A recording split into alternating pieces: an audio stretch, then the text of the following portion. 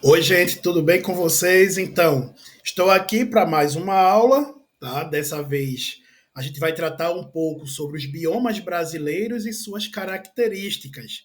Então, aqui a gente continua com o nosso componente de geografia e, logicamente, a gente tem que conceituar. Então, o que é um bioma? O bioma é um conjunto de ecossistemas que são semelhantes, ou seja, é aquele conjunto de solo, clima, vegetação, fauna, ou seja, os animais, né? E a flora, ou seja, a vegetação, e que vai ser interligada e interdependente. O que significa dizer isso? Que os biomas eles são constituídos por características que são marcantes para uma determinada região, para um determinado espaço geográfico, tá? E vai se diferenciar de outros biomas, mas isso não significa dizer que ali existe uma exclusividade. Por quê? Porque principalmente nas chamadas áreas de transição, tá? Então, se a gente observar aqui no mapa, vai ver que existe uma divisão de cores, principalmente nessas áreas de limite, eu vou ter características de um ou de outro bioma, tá? E vocês conseguem ver aqui no mapa, tá? A diferenciação desses biomas por cores. Então a gente tem 6 biomas que são característicos, marcantes aqui do Brasil, e além disso a gente tem um bioma marinho, né? O que é aqui o marítimo costeiro, certo? Nessa região oceânica. Só que aqui a gente não vai se ocupar dele. Então, quando a gente fala nos biomas brasileiros, a gente está falando em 6, né? Como eu havia falado: a Amazônia, a Mata Atlântica, o Cerrado, o Pantanal, o Pampa e a Caatinga. Se vocês observarem direitinho as imagens, vocês vão ver que existem aspectos que diferenciam marcantemente um do outro. Então, por exemplo, a Amazônia vai ver uma floresta densa, que não é a mesma situação que a gente vai encontrar na Caatinga, né? A região dos Pampas, a gente vê essa parte mais gramínea, né? Mais em forma de planície, que aí a gente vai ver que no Pantanal eu vou ter esses bolsões aquáticos, né? Então a gente vai ver que existem mudanças de acordo com o espaço. E o primeiro bioma aqui explorado é a Amazônia.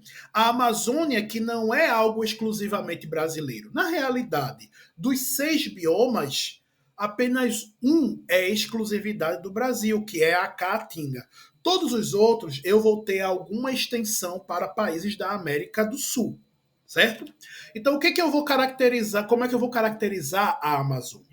A Amazônia é considerada a maior floresta tropical do mundo, ou seja, o pulmão do planeta, né? Como muitas vezes as pessoas falam. E aí eu também tenho a maior bacia hidrográfica do planeta. Como é o clima que é marcante aí? É equatorial, quente e úmido. Então, ele tem muito calor e esse calor acaba evaporando, né? E formando chuvas com bastante densidade, né? Chuvas que são frequentes durante todo o ano. E muitas vezes são chuvas que são até rápidas, tirando em alguns períodos do ano em que eu vou ter uma frequência e um volume maior de chuva. Como é que é a vegetação aí? Se vocês observarem na imagem, essa vegetação ela vai ser densa, as árvores vão ser de grande porte, tá? Mas ela não se constitui apenas disso aqui, que está aqui na imagem, tá? Então, isso que está na imagem é uma vegetação de terra firme, mas eu também tenho a várzea e eu tenho também a mata de igapó, ou seja, eu tenho aí uma vegetação que é considerada estratificada. Não é uma coisa única, eu tenho variações de vegetação. Já no Cerrado, o Cerrado é considerado a savana brasileira. O que é a savana? A savana é um outro bioma que a gente vai encontrar no mundo, a gente vai encontrar na África. Se a gente pensar, por exemplo, naquele desenho do Rei Leão, ali foi numa savana. tá? Então, essa savana ela tem semelhanças com o cerrado brasileiro, e aí eu vou encontrar um clima que é tropical sazonal, ou seja, eu tenho duas estações que são bem marcadas. Uma que é chuvosa, bem chuvosa, e uma que é bastante seca. Tá?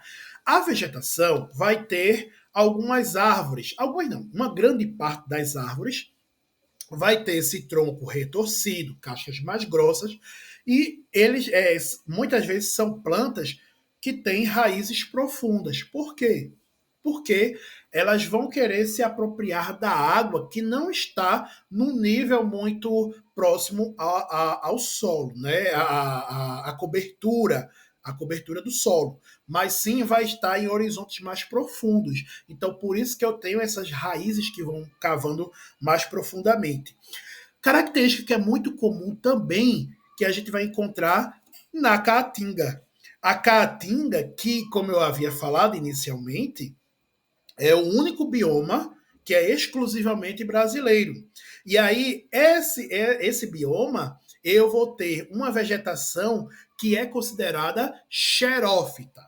O que significa essa palavra, xerófita? Significa que a planta ela vai estar adaptada a ambientes secos, tá?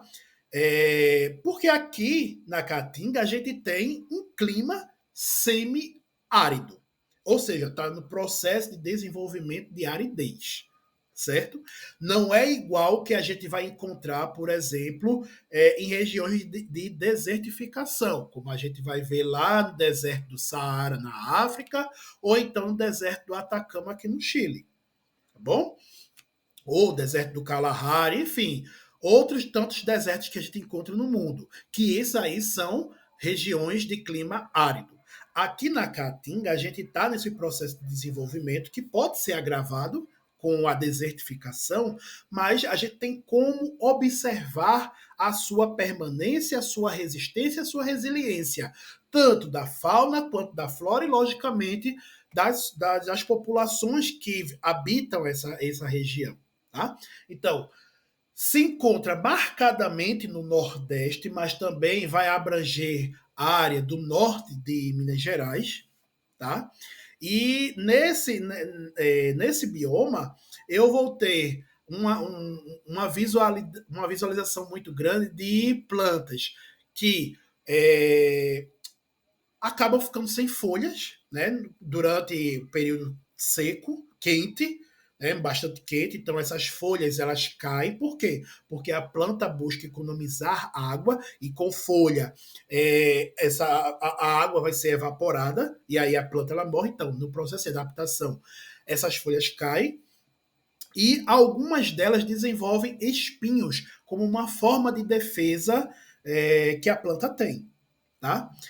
Aí a gente tem a Mata Atlântica. A Mata Atlântica, ela recobre uma grande extensão de terra aqui no Brasil. Desde aqui da região Nordeste, a gente vai encontrar na região Sudeste, da região Sul. E uma partezinha também na região Centro-Oeste. Tá? Essa Mata Atlântica é considerado um dos biomas mais diversos que a gente tem aqui no Brasil, até porque abrange uma grande extensão de terra. Tá? Só que aí passou por um processo de degradação ambiental muito grande. Isso historicamente. Por quê? Quando os portugueses vieram aqui para a colonização, um dos primeiros produtos que eles extraíram foi o pau-brasil. O pau-brasil que era encontrado ontem, na Mata Atlântica. Tá? Nessa extensão que é próxima, inclusive, ao litoral, tá? Mas a gente sabe que vai se interiorizando, principalmente no Sudeste e no Sul. Tá? Como é que aí apresenta o clima? O clima é chamado de tropical úmido, né, diante da sua proximidade com o oceano, e apresenta também uma vegetação que tem uma floresta densa e fechada, não como a Amazônia, mas apresenta essa característica aí.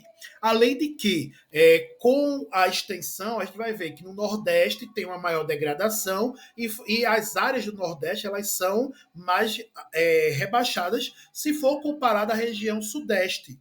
E aí na região Sudeste eu vou ter presença de encostas, eu vou ter a presença de montanhas, que vão ser muito importantes para a cobertura, para essa cobertura vegetal.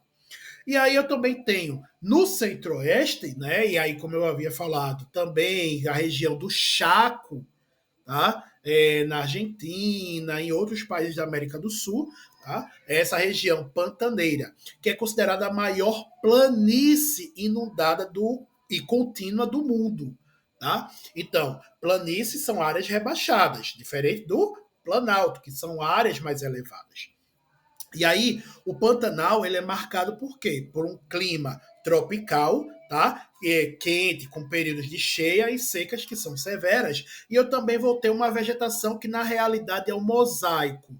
Ou seja, vai abranger espécies da fauna e da flora de diferentes biomas. Então, eu vou pegar um pouquinho da Amazônia, um pouquinho do Cerrado, um pouquinho do que apresenta lá no Chaco, Argentina e de outros países aí também. Tá?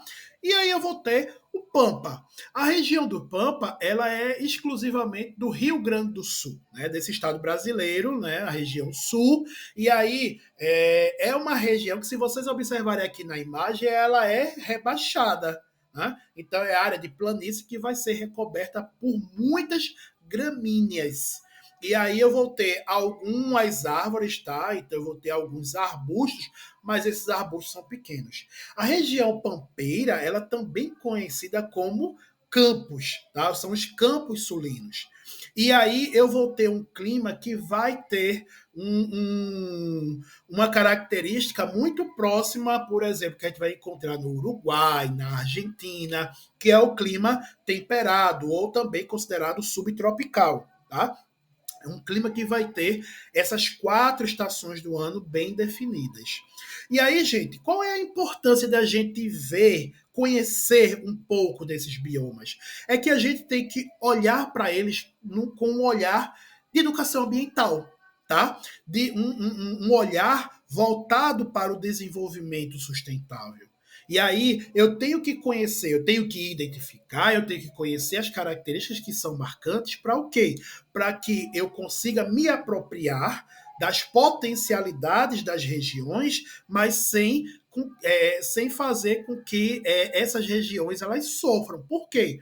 Porque naturalmente, se eu tiver uma ação antrópica. O que significa ação antrópica? É a mesma coisa que ação humana.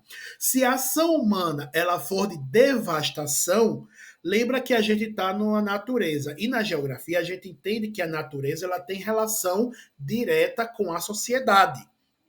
E vice-versa. Então, o que a gente mexe na natureza e prejudica o todo, acaba repercutindo para a sociedade. E aí a gente vai ver, pode parecer uma coisa estranha, mas tem uma relação direta. Por exemplo, uma grande quantidade de queimadas que a gente vê em algumas regiões, e aí vai ter a devastação ambiental, e isso vai interferir em ciclos, em uma dinâmica climática, uma dinâmica do ecossistema e que pode repercutir, por exemplo, numa maior incidência de chuva ácida, de um maior volume de chuvas, e isso vai causar inundações, e logicamente que não somente esse volume de chuva vai causar inundação, mas vai causar também queda de barreiras em regiões que podem parecer que são distantes, mas a gente tem que observar sempre o todo, tá? Então, quando a gente traz aqui esses biomas, a gente tem que olhar numa visão global da geografia, não somente com a questão da geografia física, mas também como a gente pode trabalhar com desenvolvimento sustentável, e esse desenvolvimento sustentável ele ser alinhado às questões da educação ambiental. Certo? Então eu espero que vocês tenham compreendido rapidamente essa aula, e qualquer dúvida estamos à sua disposição. Até mais.